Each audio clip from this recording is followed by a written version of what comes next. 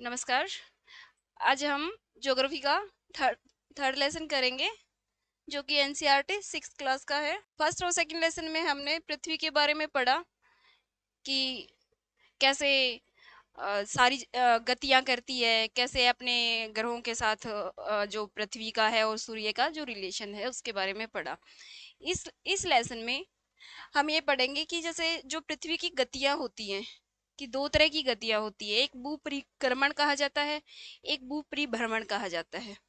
तो परिक्रमण का मतलब बताया था कि जैसे कोई स्थिर जगह है, कोई भी स्थिर चीज है, ऐसे है, उसके चारों ओर जो ऐसे करके परिक्रमा लगाई जाती है। जैसे इसमें मंदिर का एक अच्छा सा एग्जाम्पल दिया जाता है कि हम कहते हैं कि आमसी लैंग्वेज में कि परिक्रमा लगा रहे हैं। तो जो किसी स्थिर चीज के सारे ऐसे चक्कर लगाना भू परिक्रमण कहलाता है। और जब पृथ्वी जैसे ऐसे चक्कर लगा रही है, तो ये अपने ही अक्ष पे भी घूम रही है। जैसे ऐसे ऐसे करके अपने अक्ष पे भी घूम रही है। तो ये घूर्णन गति कर रही है। ये घूर्णन गति है और ये भू परिक्रमण है। फिर ये कक्षीय समतल के बारे में बताया है कि कक्षीय समतल क्या होता है। जैसे पृथ्वी है, ऐसे हम देखते हैं कि ऐसे एक ग्लोब के ऊपर रखा हुआ ऐसे देखते हैं, ऐसे एक अक्ष है, अक्ष बना हुआ है। जो ये अपने इस अक्ष के सहारे ये वाला जो कोण बनाती है, ये है 66.5 डिग्री का कोण है। और इस कोण के सहारे जैसे ये वाला जो है, इसको कहा जाता है कक्षीय समतल। जैसे पृथ्वी गोल है, तो जैसे जो दिन रात और जो मौसम है, वो उनका अनुभव इसी के कारण लिया जा सकता है। फिर बात करिए कि प्रदीप्ति वृत्त क्या होता है। जैसे पृथ्वी है, ये इसको 360 डिग्री में से बांट दिया गया है। तो 180 डिग्री पे, 0 से 180, 180 से 360, जो ये 180 तक है और ये 180 से 360 है, इसके बीच में जो ये वाला जो कोण बनता है, इसको कहा जाता है प्रदीप्ति वृत्त कहा जाता है। ये इसलिए है क्योंकि इससे ही हमारे दिन रात और जो हर एक देश की जो तिथि है, जैसे इधर जाएंगे तो एक प्लस हो जाएगी, इधर जाएंगे तो एक माइनस हो जाएगी। इसका निर्धारण भी इसी से किया जाता है। जैसे ये पता है कि जो दिन है हमारी पृथ्वी पर कितने घंटे का होता है, 24 घंटे का। यहाँ पर वही बात जो मैंने अभी ऊपर बताई थी कि जो समतल कक्ष कहा जाता है, वो इसी को कहा जाता है, जो ये वाला जो कोण है इसको। फिर यही बताया था कि ये इक्वेटर है, ये कर्क रेखा है और ये मकर रेखा है। इंडिया से कौन सी रेखा गुजरती है? कर्क रेखा। और ये प्रदीप्ति वृत्त के बारे में बताया है कि अभी जैसे बताया था कि 180 डिग्री, इधर जाएंगे तो माइनस हो जाएगा, इधर जाएंगे तो प्लस हो जाएगा एक दिन। जैसे ये जो सूर्य की साइड जो पृथ्वी का जो किनारा होता है, उधर दिन होता है और दूसरी साइड होती है जो उधर रात होती है। और ये जो पृथ्वी की गतियां बताई थी उसके कारण ही संभव हो पाता है। फिर जो ये बताया है कि यहाँ पर जो एनसीईआरटी में फैक्ट दिए होते हैं, इसमें ये बताया कि जो आर्यभट्ट थे, उन्होंने ही सबसे पहले पृथ्वी के अपने अक्ष पे घूमने का बताया था कि पृथ्वी अपने अक्ष पे घूमती है और पृथ्वी गोल है, यह भी आर्यभट्ट ने ही बताया था। और फिर ये है कि जो दिन होता है 365 1/4 का होता है। जो ये 1/4 है, इसको हम 6 घंटे कह सकते हैं। जो ये 6 घंटे मिल मिल के 4 साल में एक लीप ईयर आता है, वो इसी के कारण आता है कि जो ये 6 घंटे हैं, जो 4 बार जुड़ जाते हैं तो एक 24 घंटे का एक दिन और बन जाता है, और वो हमारी फरवरी फरवरी 29 दिन की होती है। इसके कारण ही होती है।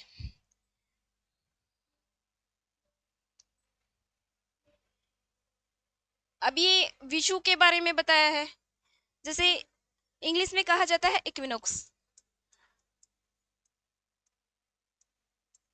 इक्विनॉक्स, जहां पर जो पृथ्वी है, जो तीनों रेखाएं अभी बताई थी, जैसे हमारी पृथ्वी ऐसे गोल है कि तीनों रेखाएं बताई थी, मान लो ये विषुवत रेखा है, ये कर्क रेखा है और ये मकर रेखा है। जब यहाँ पर होती है, जब हमारी जो सन है वो यहाँ पर सीधा चमकता है, तो इक्विनॉक्स की पोजीशन होती है। और ये साल में 2 दिन होते हैं।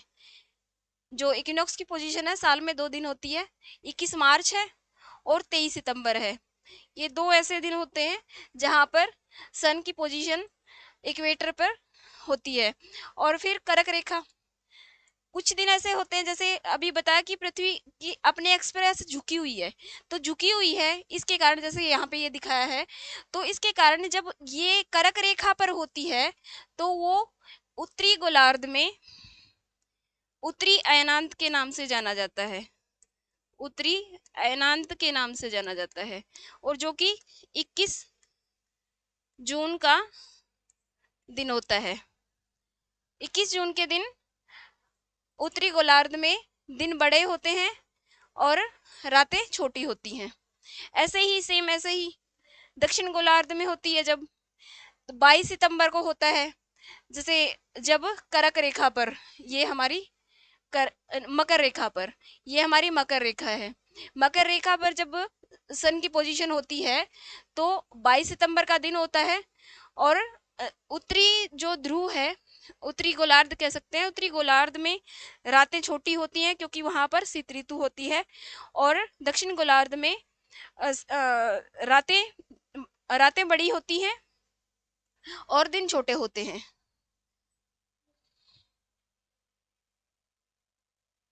ऐसे इसको एक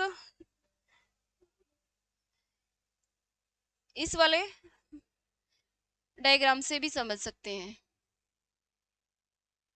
जैसे ये 0 डिग्री इक्वेटर है, ये 23.5 डिग्री कर्क रेखा है और ये 23.5 डिग्री साउथ, ये नॉर्थ है। इसको मकर रेखा कहा जाता है, इसको विषुवत रेखा कहा जाता है। जब हमारे सन की पोजीशन ऐसे है, जैसे सन है ये, कि हमारे जब सन की पोजीशन इन पे होती है तो इक्विनॉक्स बनते हैं, जो कि एक मार्च में आता है और दूसरा सितंबर में आता है। 21 मार्च 22 सितंबर।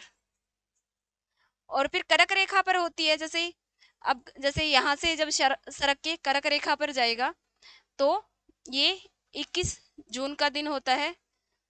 और जब यहाँ से सरक कर मकर रेखा पर जाएगा तो ये 22 दिसंबर का दिन होता है। इस प्रकार हमारी पृथ्वी पर दिन रात का जो क्रम है वो चलता रहता है। ये सब मैंने अभी बता दिया है कि जैसे दक्षिण अयनांत क्या होता है, उत्तरी अयनांत क्या होता है, 23 सितंबर को, 21 मार्च को क्या होता है, और 21 मार्च और 23 सितंबर को क्या होता है।